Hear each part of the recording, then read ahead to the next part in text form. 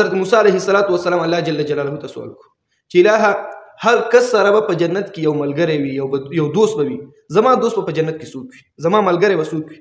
لکه څنګه چې نبی پاک صلی الله علیه وسلم فرمایي هر انسان سره په جنت کې یو ملګری او زما ملګری په جنت کې حضرت عثمان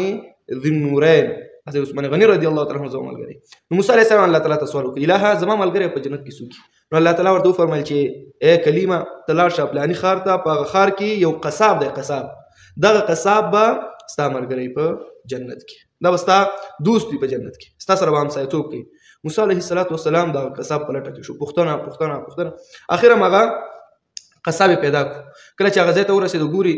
اوس سوچ کې چې دا قصاب کوم عمل کوي چې الله تعالی دې په جنت کې زما ملګری جوړ کړی د اعمالو ته اوس متوجه دی چې دا کوم داسې عمل کوي چې هغه ځان سره نوټ کړم نو تر ماښامه پورې د موسی علیه السلام د قصاب ته داسې ورته کتل چې دا کوم عمل کوي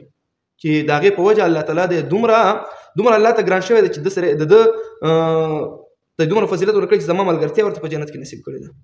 خو تر ماښامه پورې داسې کوم عمل ونه کتل نور مسلمانانو به منځونه کول ذکر هغه عام ذکر به کول دغه کول خو یو کار د قصاب دا کولو چې غوښه به کله معده کوله داسې لږه غوندې غوښه به یې راواغېستله یو بل ځای جوړ کړه هغې کې به یې واچول بیا به یې لږه شانتې غوښه راواغېستله بیا به یې بل ځای کې واچوله غوښه به یې معده کوله اخیره پورې وایي دا عمل تر ماښام پورې ما وکتلو بیا چې کله ماښام شو موسی علیه السلام دې کس ته وایي قصاب ته چې زه ځان یې ورته معرفي نه کړو چې زه د الله پیغمبر یم او رسول یم بیا ورته ووایي چې ما پېژنې وایي زه تا خو نه پېژنم وایي زه یو مسافر یم موسی علیه السلام ورته فرمایي او غواړم چې بېګا ته ما مېلمه کړې زه تا سره لاړ شم هغه ورته صحیح ده خو خو به ډېر مېلمه دوسته خلک ول ځان سره روان کړو موسی علیه السلام چې ورسره کله لاړو هغه د قصاب سره کور ته چې کله ورسېدلو نو دا قصاب هغه ځان سره چې په یو طرف ته به هغه لږه لږه غوښه کېښودله هغه یې ځان سره وړې وه کور ته هغه یې هم ځان سره وړل موسی علیه السلام ته دغه سیستم برابر کړو ډوډۍ پروګرام جوړ شو خو دغه سړی لا اول لاړو کور ته په کور کې یو غټه زانګو غوندې جوړه کړې وه غټه زانګو وه نو په دې زانګو کې هغه کومه ده چې غوښه جوړه کړې وه دا لا اول لاړو دا یې سره کړله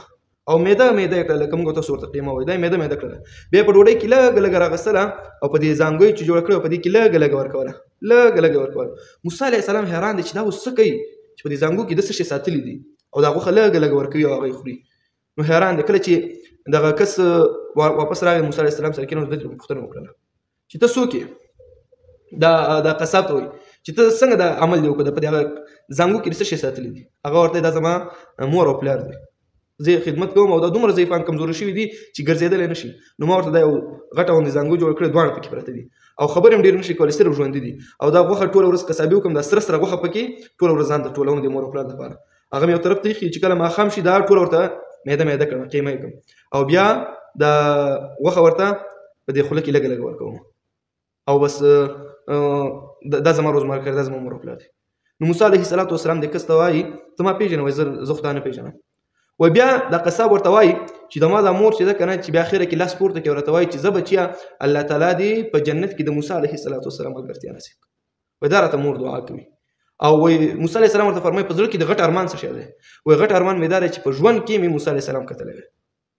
ایمان مې پرې راوړی دی تصدیق مې کړی دی مسلمان یم خو لا کتلی مې نه دی په نالیدلي مخ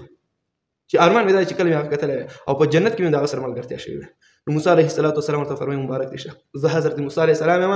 الله تعالی رالیږلی ما د الله نه سوال وکړو چې زما په جنت کې ملګری څوک یې هغه راته ته وښودلې نو مبارک دې شه ته زما په جنت کې دا یوازینۍ وجه ده چې ته د مور او پلار خدمت کوې هغه مور او پلار به دومره خدمت به یې کولو چې یو زانګو یې ورته جوړ کړی په هغې کې به د مور او پلار ته هغه لږه ډوډۍ ورکول نو عزتمند د مور او پلار انتهایي زیات قدر کول مور او پلار احترام کول څوک چې د مور او پلار احترام کوي بیا به بچي د احترام کوي څوک چې د مور او پلار احترام نه کوي بچي به هم احترام نه کوي کما تدین و تدان مسله ده څه چې دې وکړل هغه بری وي یو سړي خپل پلار په اوږه کړی و وړلو چې د غر نه ښکته خطا کې و بار غر جګ غر ته خېجولو نو پلار ورته چې بچې چېرته مې وړې پلار وړم دی هغه د شپېتو کالو شی